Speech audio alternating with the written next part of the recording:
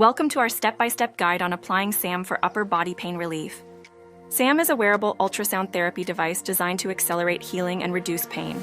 Before you begin, ensure you have your SAM device, ultrasound coupling patches, power controller, charger, and a clean, dry treatment area. Clean the area where SAM will be applied. This ensures strong adhesion and an effective ultrasound delivery. Do not apply over open wounds, inflamed skin, or directly over bony structures. Let's begin with the shoulder. Remove the foil seal from the ultrasound coupling patch, exposing the gel.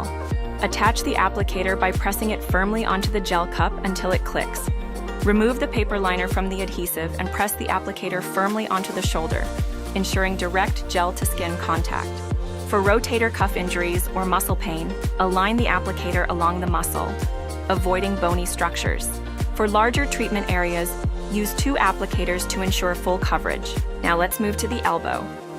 Position the applicator around the outer forearm or inner elbow, ensuring full skin contact. Apply device over injured area as directed by your physician. Now let's apply SAM to the lower back.